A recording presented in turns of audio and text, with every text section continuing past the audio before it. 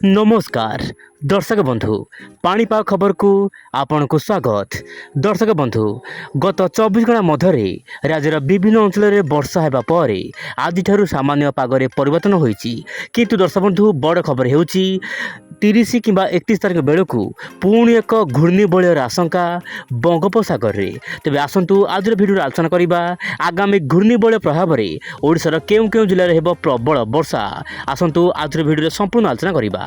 दर्शक बंधु आपण सैटेलाइट इमेज देखिपे वर्तमान मध्य भारत में प्रबल वर्षार प्रहार ता सहित पश्चिम उत्तर ओडिशा केतक अंचल में मध्यम धरण वर्षा देखा मिल पारे।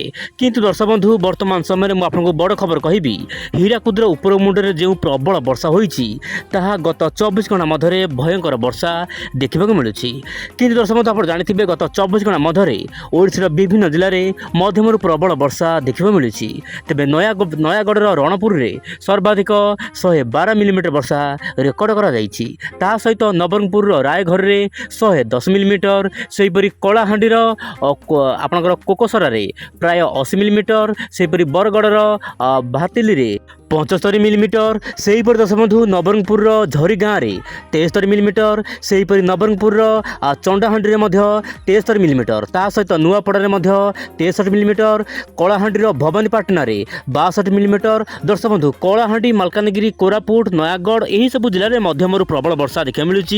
विशेषकर दक्षिण और पश्चिम ओडिशार अनेक स्थान में मध्यम प्रबल वर्षा गत 24 घंटा मध्य देखा मिलूँ। तेज दर्शक बंधु आपड़ यही तथ्य को भल भाव नजर पकातु। वर्तमान समय जून 1 तारिख रु आपंकर जुलाई 27 तारिख मध्य वर्षार परिमाण ओडिशा रे मध्यम धरण रही। आपंकर दक्षिण पश्चिम ओडिशा को छाड़देले बाकी उत्तर ओडिशार विभिन्न जिले में वर्तमान नियंटिया वर्षा देखा मिलूँ जहाँपाई कि चाष कम बाधा सृष्टि होती से जिला आप देखु आप दक्षिण ओडिशा जमी रोचे पुरी ता सहित केन्द्रापड़ा बालेश्वर ता सहित दर्शक बंधु मयूरभंज जाजपुर आपणकर केउझर ता सहित सुंदरगढ़ एमतीक झारसुगुड़ा देवगढ़ संबलपुर यही सब जिले में नियंटिया वर्षा वर्तमान देखा मिलूँ।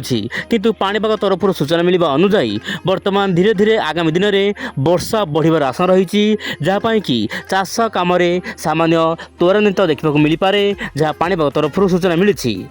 किंतु दर्शक बंधु वर्तमान समय जो देखा भुवनेश्वर कटकर पाणीपाग स्थिति आगामी 24 घंटा केमिति रहिबो बा आगामी 7 दिन मध्य कौन रहिबो पाणीपाग स्थिति आप देखु आगामी 7 दिन मध्य भुवनेश्वर कटक माने उभय सहर में वर्षा देखा मिल पारे। भुवनेश्वर विभिन्न अंचल तापमात्रा प्राय 32 डिग्री तले रहिबो एवं मध्यम प्रबल वर्षा स्थान स्थान देखा मिल पारे। आज भुवनेश्वर केतक अंचल में मध्यम धरण वर्षा होईची।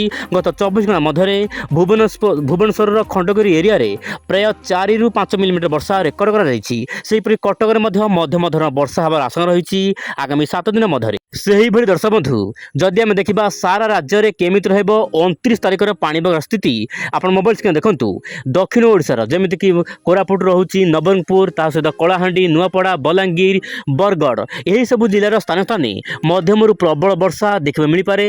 वर्षार परिमाण प्राय 7 सेमी रु अधिक रहिबा आशंका करा जाउछि। ता सहित उत्तर ओडिशा जमीक रोचे मयूरभंज बालेश्वर केउझर यही सब जिलार स्थान स्थान मध्यम प्रबल वर्षा देखा मिल पारे।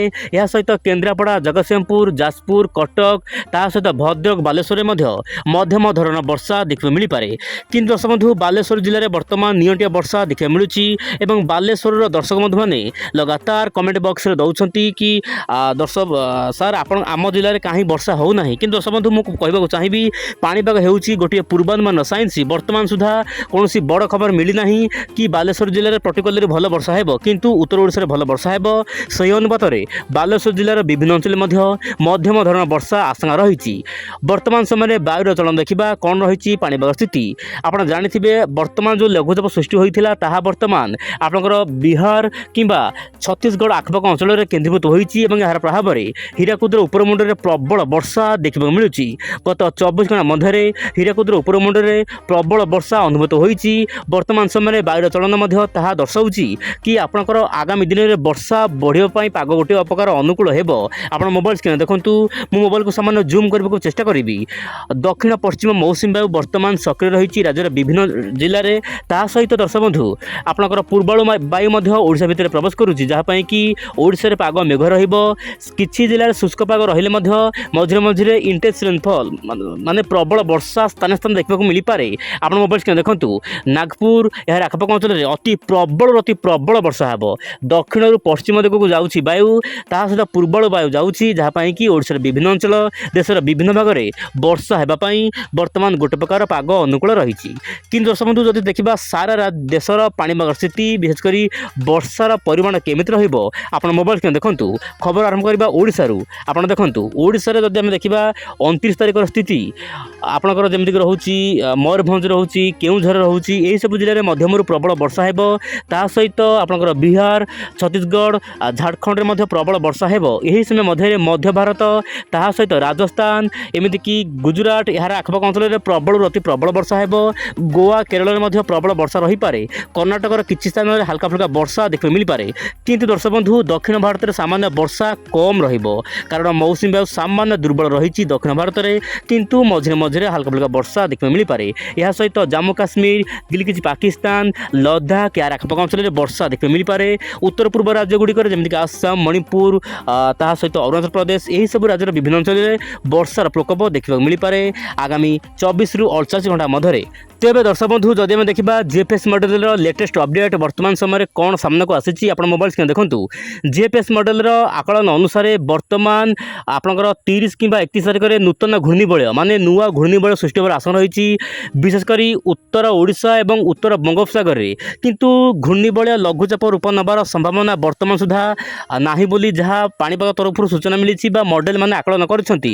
କିନ୍ତୁ ଏହାର ପ୍ରଭାବରେ ଆପଣଙ୍କର ଉତ୍ତର ଓଡ଼ିଶା ଯେମିତିକି ରହୁଛି ବାଲେଶ୍ୱର, ମୟୂରଭଞ୍ଜ, ତାହା ସହିତ କେଉଁଝର, ଅନୁଗୁଳ, ଯାଜପୁର, କେନ୍ଦ୍ରାପଡ଼ା, ଉପକୂଳ ଓଡ଼ିଶାର କେନ୍ଦ୍ରାପଡ଼ା, ଜଗତସିଂହପୁର, ଏହି ଜିଲ୍ଲାମାନଙ୍କରେ ପ୍ରବଳ ବର୍ଷା ଆଗାମୀ ଦିନରେ ଦେଖିବାକୁ ମିଳିପାରେ।